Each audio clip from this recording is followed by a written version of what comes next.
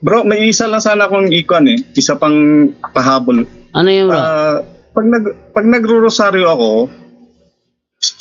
pag first kong salita nung Hail Mary, mamayang konti lang, ilang beses ako hinihikap naantok.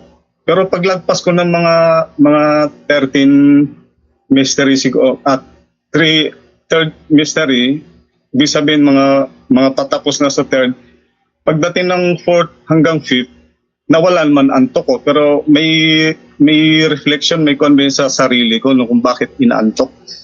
Nagtry akong magrosaryo ng pagkagising sa umaga, nagtry akong magrosaryo sa tanghali, nagtry akong magrosaryo ng gabi. Pero lagi yon, talagang hinihikab pagka nag-umpisa na ako ng rosaryo. May ikon ba yun? May ibig bang sabihin o ano bang... Ang turo ni Brother Wendell niyan, ang demonyo ay lumalabas sa bibig. Sa magitan ng pagsuka, pag-ubo, paghikab. Ano pa yon? So, bakit pag nanonood tayo ng pelikula, buhay na buhay tayo, pero pagdating sa rosaryo, hinihikab tayo. Ibig sabihin daw, sabi ni Brother Wendell, may lumalabas. Kasi pagdating naman ng mga patapos na ang third mystery, pagpasok ko ng fourth hanggang fifth hanggang matapos, nawala na. Pero doon ako nagtataka. Pero ang ginawa ko, minsan nilakasan ko boses parang matapang. May time na na-overcome ko na ilang beses lang. Pero pag time naman talagang maraming beses ako hinihikab Ganun. Ganun talaga yan, bro. Normal talaga yan. Sa amin nga dito, pag nagkwentuhan, lalakas ng boses. Pagdating sa rosaryo, ang hina masyado, naantok lahat. Ganyan talaga. Pero tinatry kong labanan, kaya minsan nilakasan ko boses ko na parang yung medyo mabigat na ang dating ng boses. Yes. Kailangan talaga mean every word at dapat matibay ka. Sa amin dito lalaga, matindi yung yung hikaban. Mula doon sa unang nakaupo hanggang doon sa dulo, tindi talaga. Sige, natural. Ibig sabihin, talagang natural pala sa tao yun. Rojando? Yeah, Brother John Ray? Yes, yan ang reason, kapatid, na sabi ng Panginoon Jesucristo, mag-ano tayo, magpuyat. Nung nananalangin siya tapos natutulog ang mga apostol, sinabi niya, kahit isang kahit isang oras man lang kayo magpuyat, no? Alam niyong nais ng kaluluwa ang manalangin, pero weak ang laman. Bakit? Dahil the more tayo lumalapit sa Diyos, the more naman ang demonyo hinihila tayo, kapatid. Kaya nga tawag yan spiritual battle. So tama yung ginagawa mo, kinakailangan patuloy mo lang kapag andyan yan, no? Normal yan, dahil nga hinihila tayo ng demonyo na hindi patuloy yung ating pagpapanalangin. Kasi andyan talaga siya. Maging ating Panginoong Jesucristo nung nag-ayuno siya ng 40 days na nalangin siya doon sa disyerto, andun ang demonyo. Maging ang Panginoong Jesucristo hindi nakaligtas sa panunulusol ng demonyo kasi ayaw nga niyang manalangin tayo, ayaw niyang malapit tayo sa Diyos. Because prayer is the only way of communicating God. Ayaw niya yun na malapit tayo sa Diyos sa pamamagitan ng pagrorosaryo. Ngayon, ang pinakamagandang gawin talaga dyan, prepare yourself before prayer. Kailangan hindi ka pagod. Kailangan hindi ka wala kang gagawin. No, na yung iba, alam mo yung iba nasa kalagitnaan ng pagrorosaryo, yung sinampay, yung sinaing. So dapat wala kang gagawin. Dapat prepare ka sa pagrorosaryo na yung oras na yan, pagrorosaryo lamang. No? Na kahit pa istorbohin ka ng demonyo, paantukin ka niya, ipreparado ka. Kaya kailangan fight a good fight, sabi ni St. Paul. Kasi ayaw ng demonyo, ng diablo na ikaw ay matagumpayan mo yung paglapit mo sa Diyos. Well, at the end of the day, pag mo yan, mawawala naman yung antok na yan. Basta, prepare lang. Pagdating sa pagrorosaryo, kinakailangan, wala kang dapat isipin, magrorosaryo ka lang. Okay, gusto nyo ba ng ng klaro na masabi natin na hindi kayo aantukin? Gusto nyo?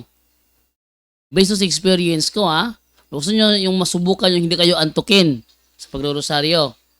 Very simple lang yan. Kayo ang mag-lead. Try nyo. Kayo ang mag-lead. Pag kayo ang nag-lead, di kayo aantukin. Yan nga minsan gusto ko rin mag-lead pag nag-lead ka, never ka aantukin. Bakit kaya? Siguro dahil sa alam mo na maraming nakasunod sa'yo. Kaya di ka antukin, pero talagang hindi ka antukin pag ikaw nag-lead sa rosaryo. Tama. Okay. Sige Bro John Ray, Bro Jando. Salamat sa punto por punto. Okay po, salamat.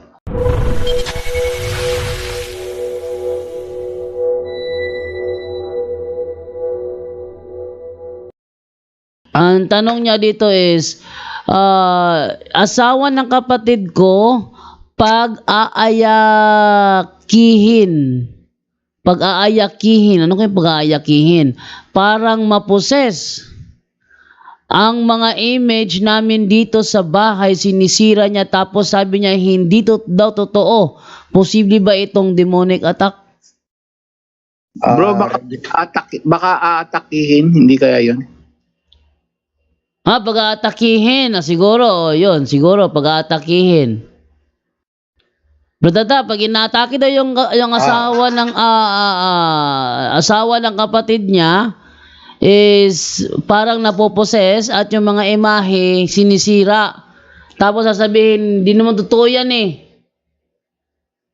So, malinaw, Brother Jando. Demonic yun, contaminated. Baka contaminated yung niya. Kapatid niya? Asawa ng kapatid niya, sabi ni asawa Brother John Remelan. Asawa ng kapatid niya. So, pag atakihin, pero normal, hindi atakihin, hindi niya gibain o ang mga imahe niya. Pag atakihin na lang siya, pag umatake, yun ba ang ibig sabihin? So, demonic yun, brother. Lalo na, pag galit po kayo.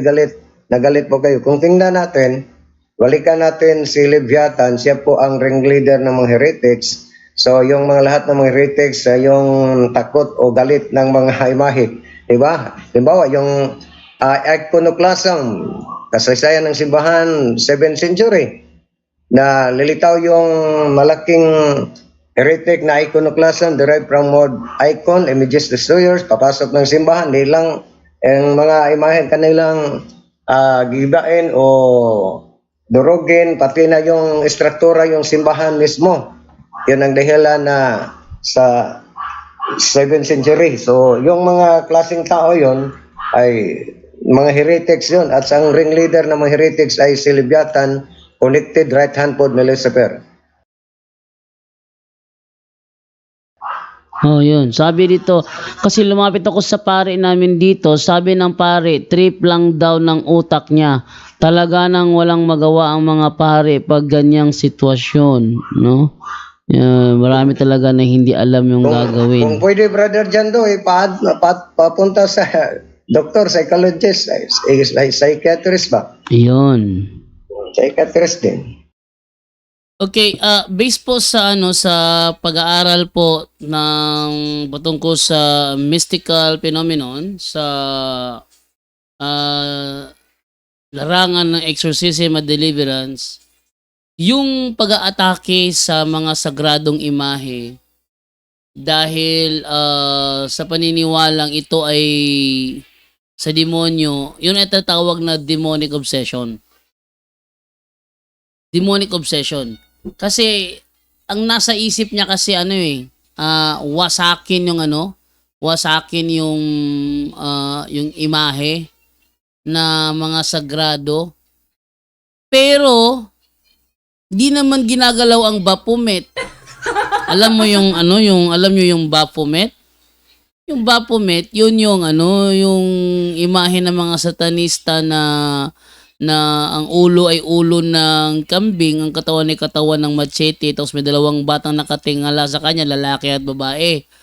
Yung mga imahe ng mga satanista, walang ni isa mang protestanteng may lakas ng loob basagin yon.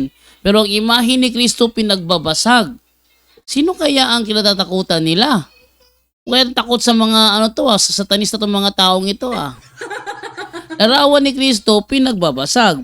Pero larawan ng mga satanista ayaw nila pagbasagin. So mga hipokrito ang mga taong yan. Ang tawag dyan ay isang uri ng demonic obsession attacking in the mind.